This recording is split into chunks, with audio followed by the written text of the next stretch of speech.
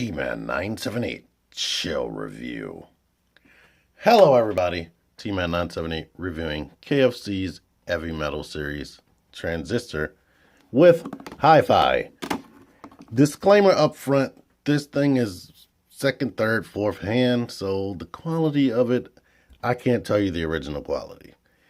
It's covered in repro labels, which in some areas is not a good thing, but I'll go over that. So just know that the experience that I'm having is not completely the experience you will have out of box, because you definitely won't be seeing these repro label details. But the presentation of this box, I like that. I like the scene that they have right there. I already mentioned that I hate stuff like that. Here's this stuff on the back right here. Yeah, you should be able to read that. But they have that outline right there. And this is this. Let's get it out of the box. Inside the packaging, you get this instruction pamphlet, or like it's instruction book. It has some extra stuff in there. You see him transforming from his Mugen mode, these other series of toys they had, into his new body right there. They have a little comic in there. It has some English in there. The instructions, which aren't that long. And this stuff on the box back showing his tech specs. They also have these two cards. One for Transistor, Phase 4A. I don't know what that means. I should have looked it up, I guess. And this stuff. And HiFi right here with his tech specs. HiFi comes packaged in this transparent blue jewel case right here. And it has repro labels on it. Not fresh out of packaging. But as you can see, this looks like 80s, 90s package artwork. You open it up. And you see him inside. And here's a look at these fake songs on there that repro labels provided to go with this sticker. These are also all repro labels. I don't know if I would put them on this unless I would never transform it, because these are some small parts and you have to put your fingers all over that. So I don't really like that much, but you can see he condenses down well, and he feels good. It feels heavy. It honestly, to me, feels better than the Hasbro and Takara produced cassettes.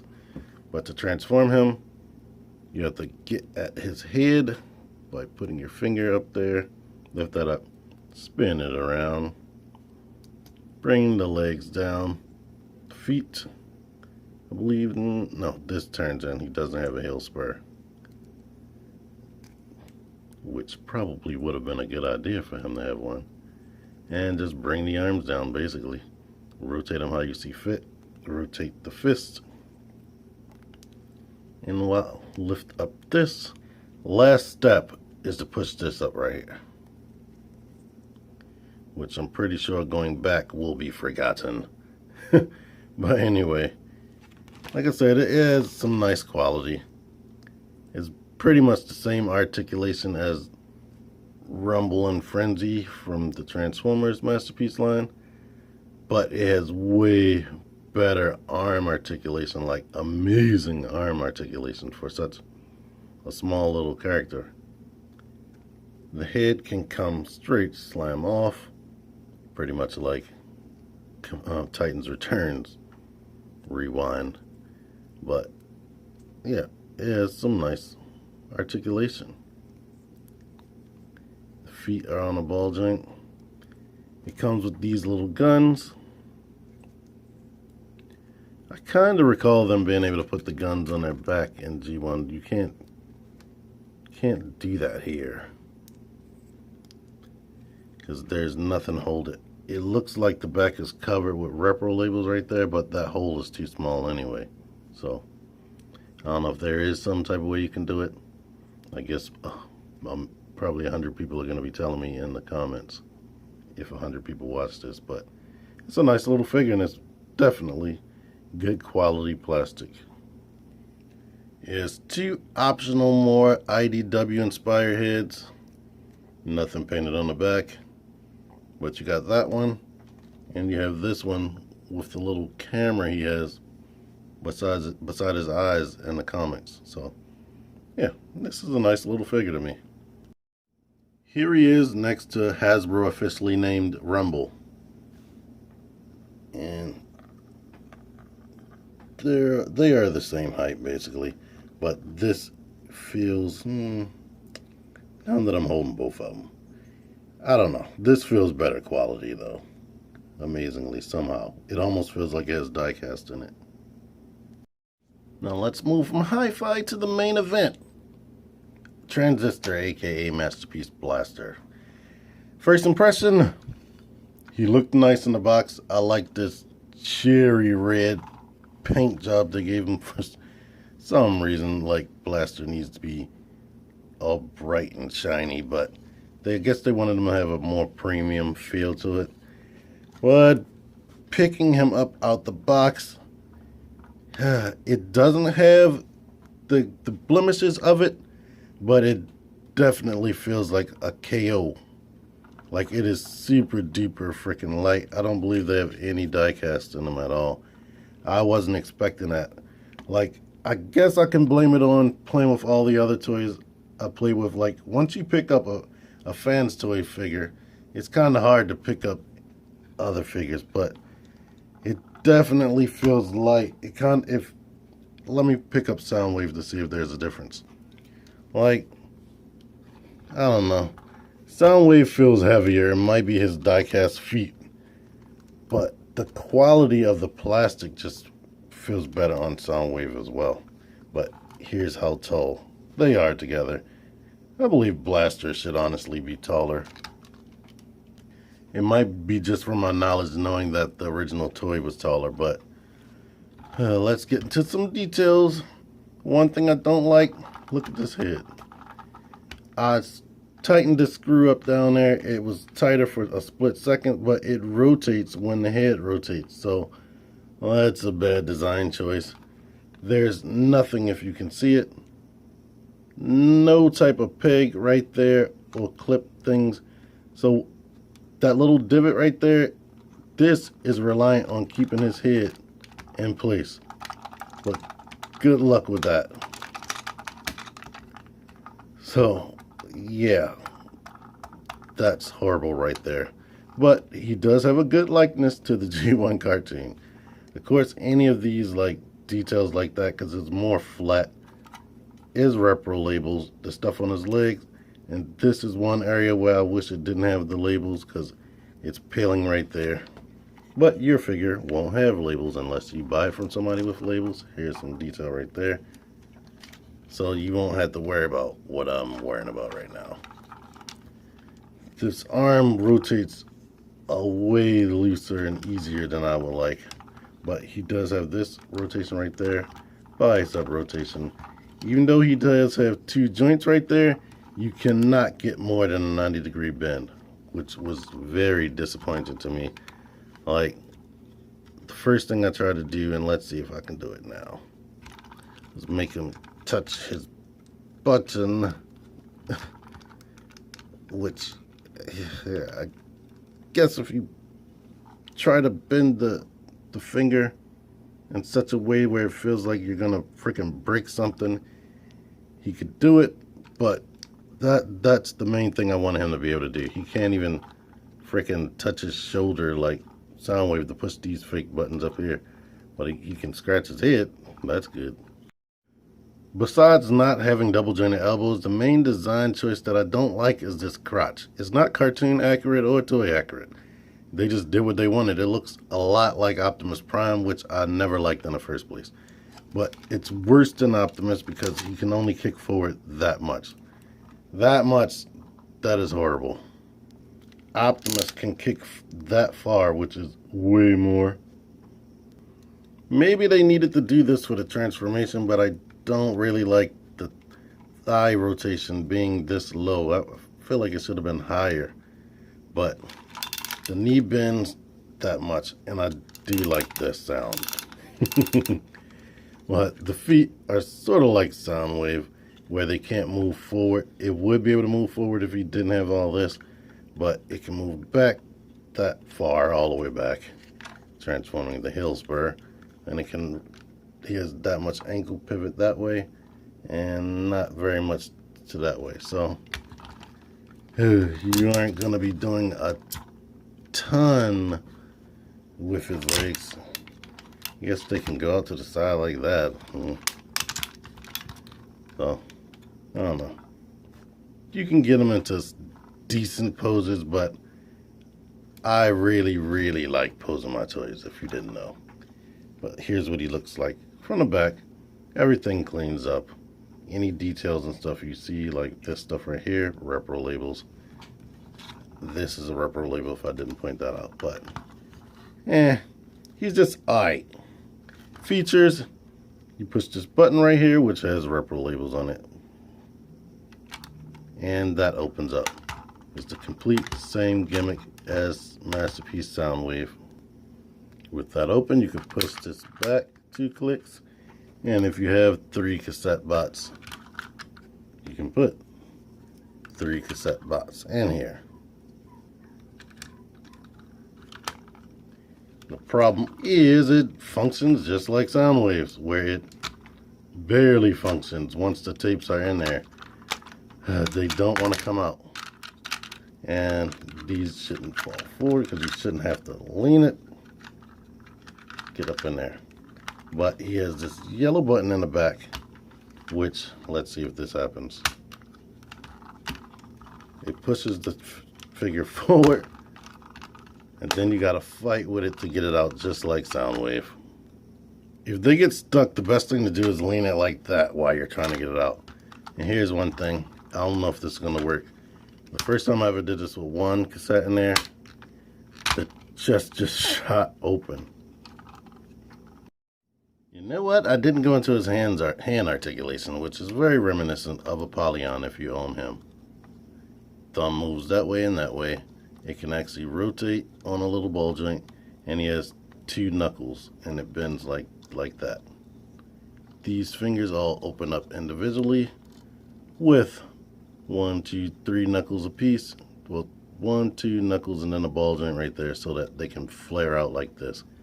But of course they all move individually, and they open up so that he could put this gun in his hand, which is very reminiscent of the G1 gun. Put the little peg in his hand, wrap the fingers around, put that finger on the trigger, and now he's holding his weapon, and his arm is kind of loose, his head is loose. He actually comes with 2 guns, so you can dual wield if you want. He has a few more accessories. Open this flap up, open that flap up, open this flap up, so his arms are his hand is secure or tight. Fold the hands. I like putting them in fingers first because you can grab at this without ripping his fingers off. Shut this, shut that, shut this, and wrap that around. So his hands ain't going nowhere. Repeat the process over here. Now we can take these amplifiers, or whatever you call them, put them on the little pegs here, turn his wobbly head back around, and with his new woofers, he and Trax can blast back Soundwave and Starscream like they did in that one episode. Back to his face, he has a few options. I don't know if you noticed this, but he has this blue strip right there. That's supposed to be light piping, but it's not transparent enough or translucent enough to shine light through there. Good Lord, that is horrible. Sorry. Unscrew the screw in the back of his head. You can take his whole entire face off and pull this out. With that out, you can insert these eyes, put his face back on, and they aren't as bright, but let's see if light can go through there. Barely. It's still too dark. The last option he has with his head is to replace the whole head.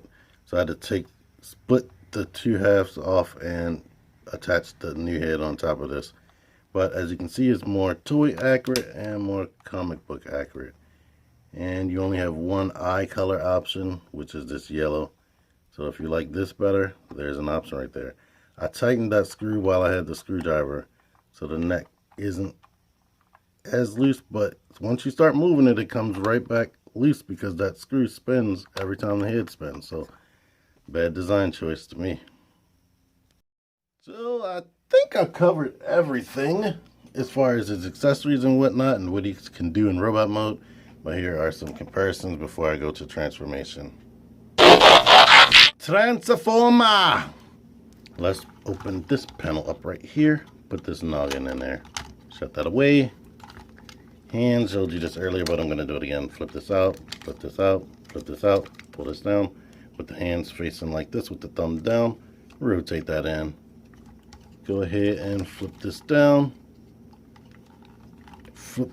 Put the shoulder back into its normal position. There's a little peg hole right there. There's a peg right there. You tab that into that place right there, extending this double hinge right there.